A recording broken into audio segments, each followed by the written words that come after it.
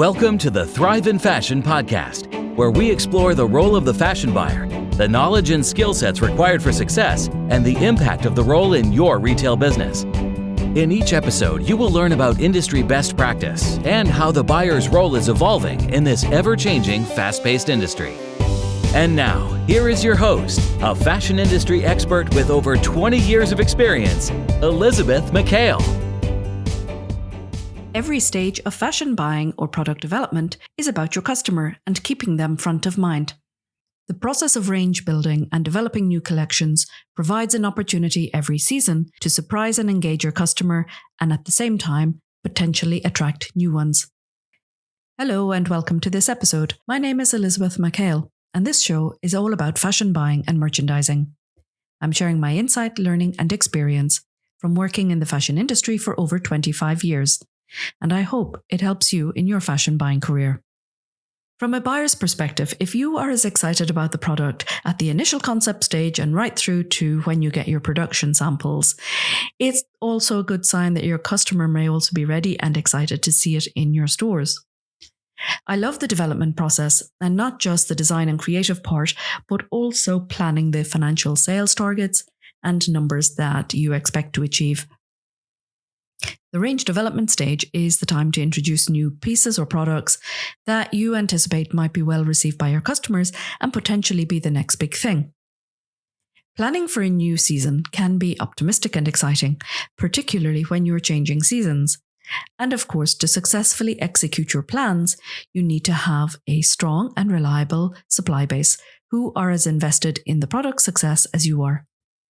Having great sales reactions benefits not just the business, but your manufacturing partners also. When your products hit the shop floor and you're hitting your sales targets and even exceeding them, it just reaffirms everything that you had been planning and your instinct and your commercial acumen or business acumen that you have gotten that product right. And honestly, there's nothing better as a buyer to see that your plans and ideas come to fruition and are then authenticated because your customers are loving it. But before you get too excited and reach that point, let's talk about what the range plan is and what you should actually keep in mind when building a fashion range. So your fashion range may be based on a specific department or category. For example, for ladies wear, you may have buying responsibility for ladies' dresses, or as a kids wear buyer, buying responsibility for an age category, for example, girls 2 to 7.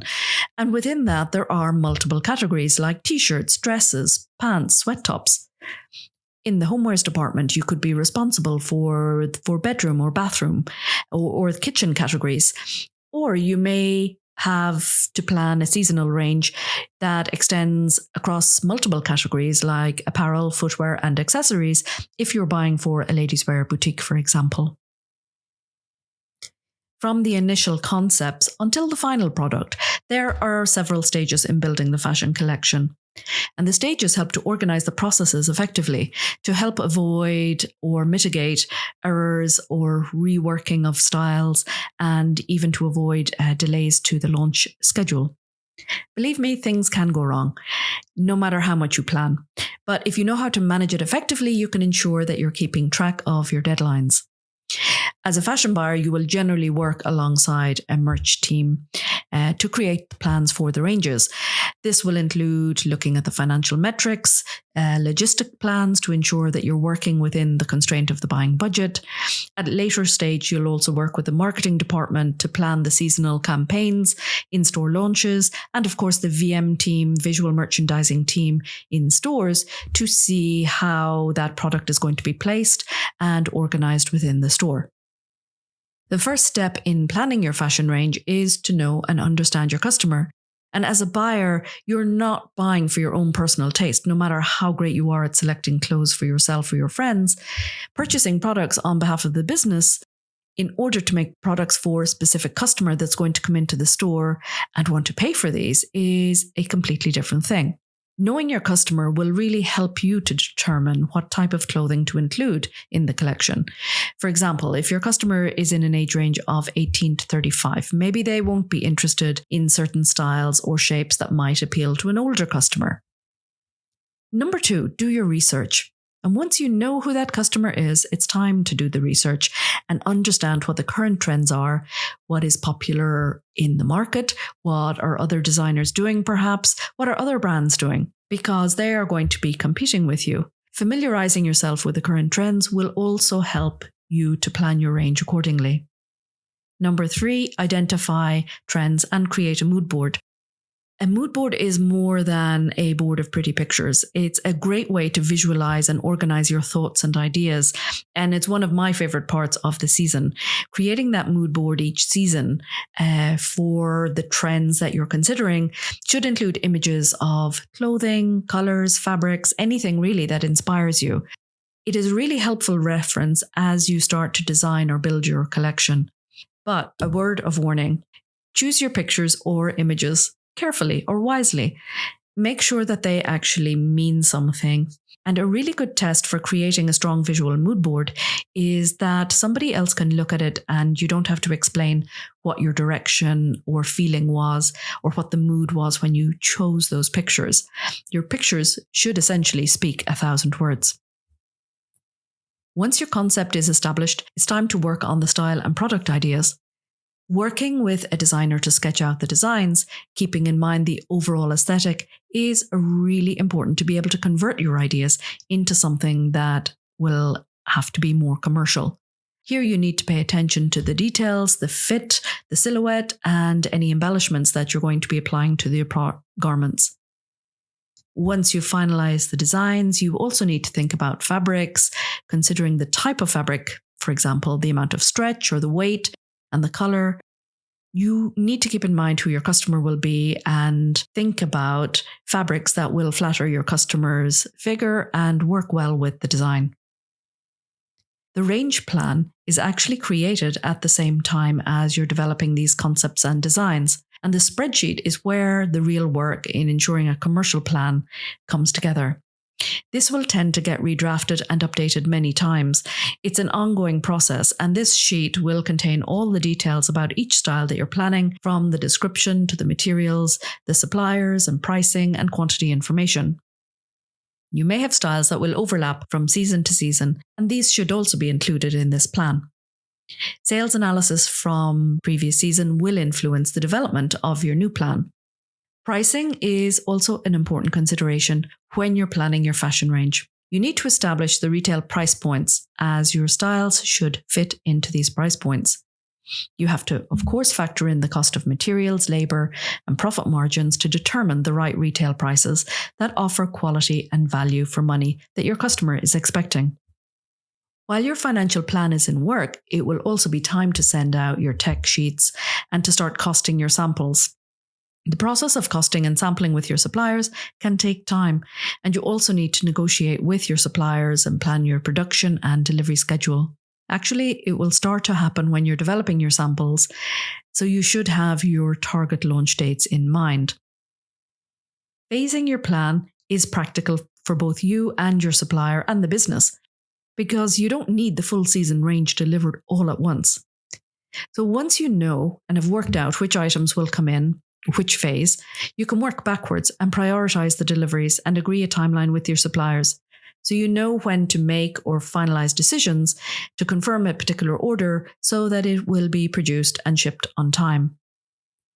The manufacturers that you work with need to make sure they have sufficient capacity and can produce your products according to your specifications and timelines also.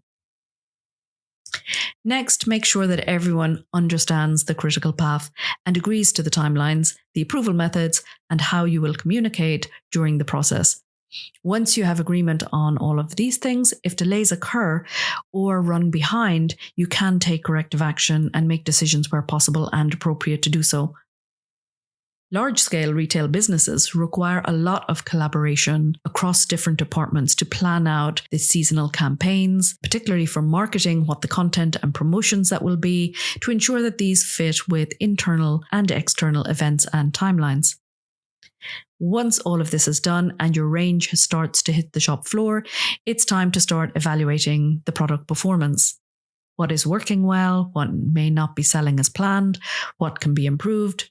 All of these decisions are happening in real time, and sometimes you may have to be go back and adjust your range plan accordingly for the future styles that you're about to confirm. Getting feedback can be really helpful from the staff on the shop floor, and also by you visiting the store itself and looking at the products on the shop floor, listening to customers, and generally getting feedback about what they're saying about the products. All of this information is what you then use for your next planning season, or you can actually implement it within the buying season. All of the feedback and information that you get, whether that's firsthand from staff and customers, or whether you're reading those numbers on your sales sheet, are really important. Additionally, looking at how your products are presented on the shop floor and how the production samples turned out can give you a lot of answers as to why something may or may not be selling. Planning a fashion range has a lot of moving parts. It's important to understand those parts. It's important to understand the deadlines and timelines and how to manage those. You're making decisions when you're building your range plan.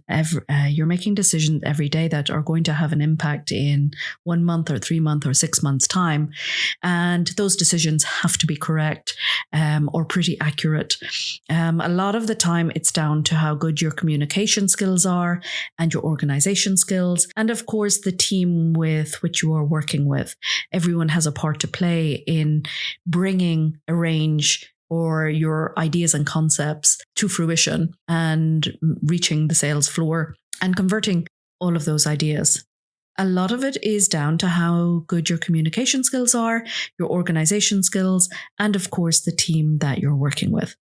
There's a lot more to talk about the range plan, and we will come back to this in future episodes and talk more about the specifics within the actual range plan and, of course, the critical path and how that fits into planning your ranges each season also. That's all for this episode. Thank you for listening. We will come back in future episodes to look again at the range plan, the specific details and components that need to be included, and also take a look at the critical path, which I mentioned earlier, because that is really important to be able to manage that and the timelines in order to have a successful launch. Thank you for listening to today's episode. If you enjoyed it, make sure to like, subscribe, follow, and share the show. For more of Elisabeth's industry tips and to learn more about how you can develop your buying skills, visit thriveinfashion.com. There you can find show notes for this episode and every episode. Also, register for the Thrive in Fashion program and sign up for weekly news delivered straight to your inbox. Until next time.